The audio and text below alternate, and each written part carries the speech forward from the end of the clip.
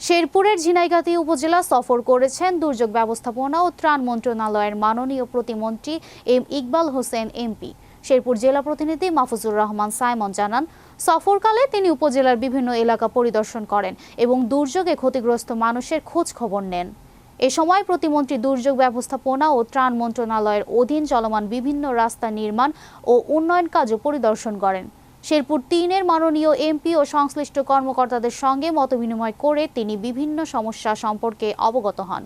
প্রতিমন্ত্রী বলেন, চলতি অর্থবছরের বরাদ্দের সংকট থাকায় সব প্রকল্প বাস্তবায়ন সম্ভব হচ্ছে না। তবে শেরপুর ৩ আসনের সংসদ সদস্য প্রয়োজনীয় উন্নয়ন কাজের তালিকা প্রদান করলে পর্যায়ক্রমে সেসব প্রকল্প বাস্তবায়নে উদ্যোগ নেওয়া হবে বলে তিনি আশ্বাস দেন। এই সময় স্থানীয় জনপ্রতিনিধি, প্রশাসনের কর্মকর্তা, রাজনৈতিক নেতাকর্মী এবং গণ্যমান্য ব্যক্তিরা উপস্থিত ছিলেন।